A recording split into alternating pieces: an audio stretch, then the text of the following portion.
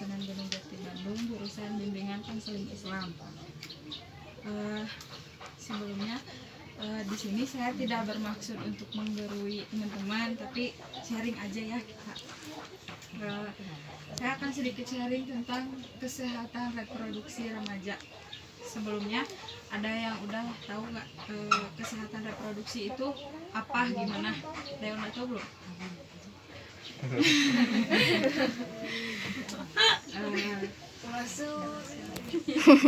Kalau udah ada yang tahu boleh gitu di-sharingkan. Menurut BKKBN di tahun 2012, kesehatan reproduksi itu ialah kesehatan secara fisik, mental, dan kesejahteraan sosial secara utuh pada semua hal yang berhubungan dengan sistem dan fungsi, serta reproduksi, dan bukan hanya kondisi yang bebas dari penyakit dan kecacatan. Lalu, kenapa remaja itu perlu tahu tentang kesehatan reproduksi ini? Penting gitu untuk remaja tahu tentang kesehatan reproduksi ini, karena kan remaja itu masa peralihan dari yang tadinya anak-anak ke dewasa, pasti kan berbeda dari segi menjaga kesehatan reproduksinya itu. Nah, terus sebelumnya ada yang tahu gak remaja itu apa? Nih, remaja adalah penduduk yang berusia 18 sampai ya ada di sana. Dari berbeda-beda ini ya pendapat gitu kan. Menurut WHO, remaja itu penduduk yang rentang usianya 10 sampai 19 tahun. Terus menurut peraturan Menteri Kesehatan gitu, remaja itu rentang 10 sampai 18 tahun. Terus menurut BKKBN mah 10 sampai 24 tahun. Jadi beda-beda ya pendapatnya. Cuman ya antara segituan lah kan remaja. Kalian rata-rata umurnya berapa? 10 yakin 10 tahun deh. Ya kalau misalnya masuk rentang umur ini berarti kalian masuknya masa remaja gitu kan, belum dewasa. Nah, terus kan di masa remaja ini terjadi perubahan fisik, terus biologis juga. Jadi penting buat remaja tahu tentang kesehatan reproduksi ini gitu. Terus bagaimana cara menjaga kesehatan, memelihara kesehatan reproduksi ini? Kan remaja tuh tadi masa peralihan dari anak-anak ke dewasa, pasti beda gitu tah cara menjaga kesehatannya. Kalau dulu masih anak-anak mah pasti kayak cuek gitu kan, apa cina kesehatan reproduksi itu kan. Kalau remaja mah harus tahu gitu. Terus kan ada perubahan juga kalau ada yang dari anak-anak mah, misalnya dulu mah belum ada yang di 3 ini. Sekarang mah remaja pasti udah ada nih. Salah satunya misalnya terdapat rambut di sekitar alat reproduksi atau kelamin. Maaf ya, ini bukan maksudnya jorok, tapi kan penting gitu tahu ya. Terus yang kedua, pan iya masa-masa mau nikah. Terus yang kedua ada di masa remaja tuh meningkat kelenjar di sekitar alat kelaminnya gitu. Terus yang ketiga ada peningkatan produksi keringat. Jadi meningkat produksi keringatnya di masa remaja itu. Jadi alat kelamin itu kan jadi di sekitar alat organ intim tuh menjadi kotor kalau misalnya ini 3 ini nggak dipelihara, dijaga kesehatannya gitu kan, kebersihannya harus dijaga gitu. Terus selanjutnya gimana sih cara menjaga kebersihan? Kan salah satunya memelihara kesehatan reproduksi itu dengan menjaga kebersihan alat reproduksi gitu. Gimana sih caranya menjaga kebersihan itu? Ini caranya yang pertama itu dengan membasuh dengan air bersih. Lebih dianjurkan caranya tuh dari arah depan ke belakang gitu kan cara membersihkannya. Terus kalau misalnya udah dibersihin tuh harus dielap dulu pakai handuk yang kering, soalnya kan takutnya lembab gitu kan. Kalau lembab nanti bakal berjamur apa gimana, gatal kan nanti kayak gitu. Terus Terus yang kedua harus memakai celana dalam yang bersih, tidak ketat dan ganti 2 kali sehari. Harus rutin diganti juga. Karena tadi takutnya gimana gitu bakteri gatal gitu. Gak boleh itu, gak boleh. Parah.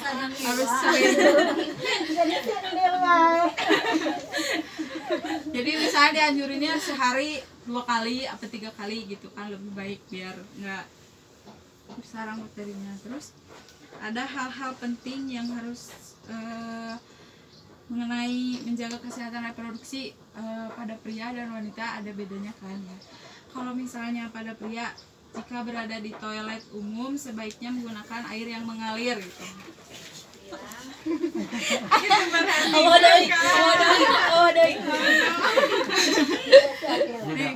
Kalau misalnya di toilet umum gitu kan, membersihinnya jangan pakai yang tergenang gitu kan, takutnya kayak bakterinya bersarang di sana, jadi harus pakai air yang mengalir. Terus harus rutin mencukur rambut kemaluan gitu kan, jadi jangan harus rutin gitu, harus dijaga agar tetap pendek gitu kan, jangan males gitu kan, jangan terlalu hilang juga gitu tak, disisain dikit gitu kan. Kalau disisain mah cenah rogok. Ya Allah. Dipendekin gitu tak, jangan terlalu botak. Terus pada pria juga penting untuk sunat.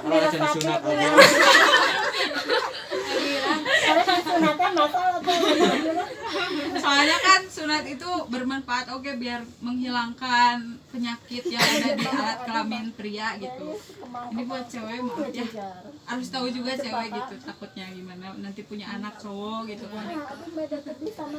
Terus harus jaga kelembaban, jadi gimana ya, organ intim tuh gak boleh lembab teuing, gak boleh kering teuing gitu tah, harus jadi standar gitu tah, netral. Terus sekarang buat perempuan nih, perempuan kan bedanya sama cowok, perempuan haid, menstruasi gitu kan. Nah, terus kalau menstruasi kan pada saat haid itu dinding bagian dalam rahim tuh terlepas gitu kan, jadi rentan terinfeksi, kena infeksi gitu kan. Jadi cara menjaga kebersihannya tuh dengan gunakan pembalut bersih dan ganti secara teratur. Jadi kalau pakai pembalut harus ganti secara teratur, kalau bisa mah sehari digantinya 2-3 kali gitu. Kalau bisa mah gini, misalnya udah buang air ganti kalau bisa mah, tapi takutnya keseringan pas mandi gitu ganti, atau enggak pas darah haidnya penuh ganti gitu. Terus kalau misalnya pakai pembalut yang sekali pakai kan, sekarang mah seringnya pakai itu, jadi sebelum dibuang tuh harus dicuci dulu.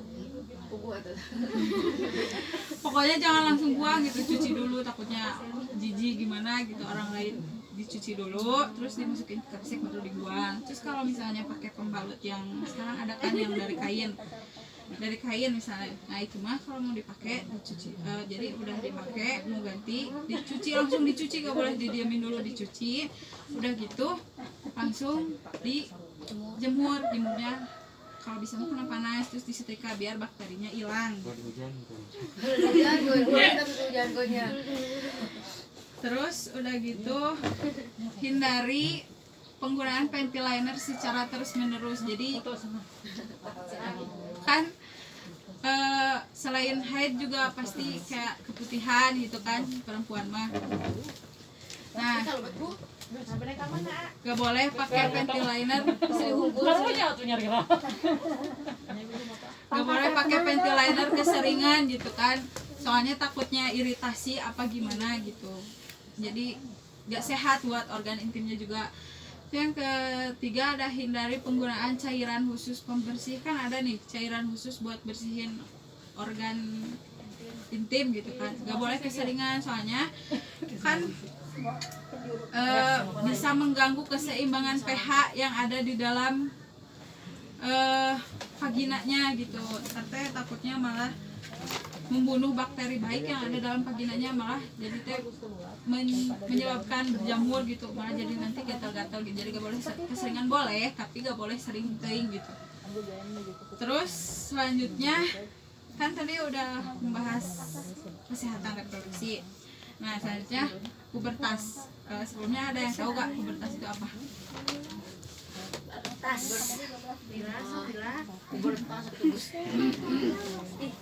Kalau ada yang tahu gak pubertas? Kalau nggak ada berarti gini, ini boleh dibaca. Pubertas itu suatu tahap perkembangan di mana seseorang individu belum dewasa akan mendapatkan ciri-ciri fisik. Tadi yang disebut remaja itu bisa disebut pubertas gini. Oh dia mah udah puber gini gitu kan. Nah terus ciri-ciri pubertas pada laki-laki sama perempuan kan ada bedanya gitu. Nah terus ini nih ciri-ciri pada laki-laki kalau udah puber.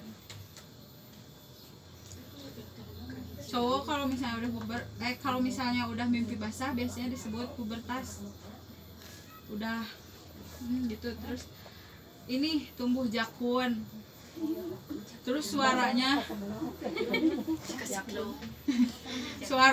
udah agak gede gini kalau udah puber mah. Terus mulai muncul jerawat. Kalau misalnya udah berjerawat gini, ih kamu udah puber ya gitu kan. Terus tumbuh rambut di daerah ketiak dan kemaluan. Kalau udah tumbuh rambut biasanya udah puber gitu kan. Terus kalau perempuan itu sama tumbuh rambut juga. Terus haid, payudaranya membesar gitu kan. Terus pinggulnya juga membesar. Terus kan pastilah setiap manusia pasti mengalami pubertas gitu kan. Cuman tanpa batasan umur. Jadi kayak gimana, balik lagi ke diri kitanya. Pubertasnya kayak gak selalu misalnya harus di umur 10 atau di umur 12. Jadi gimana, balik lagi ke diri kitanya gimana. Terus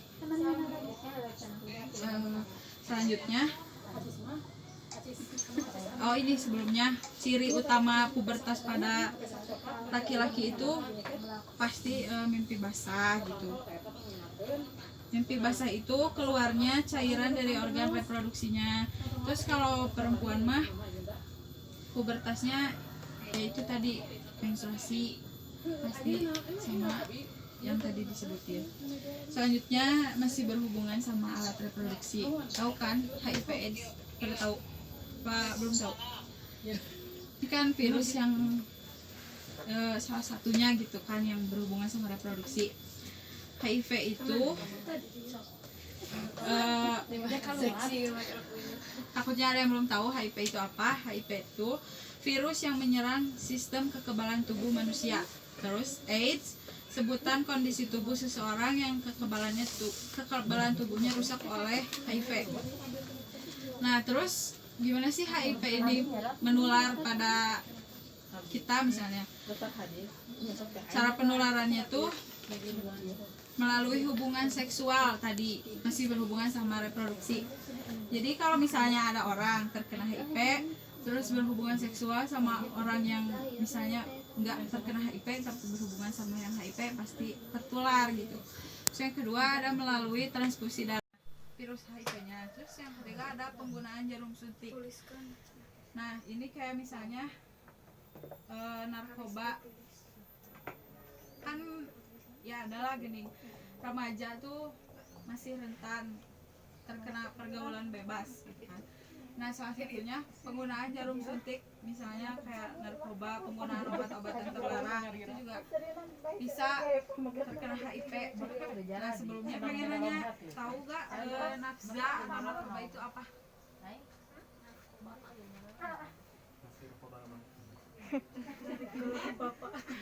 Nih sebelumnya ini mau bilang lebat aduh. Korsian.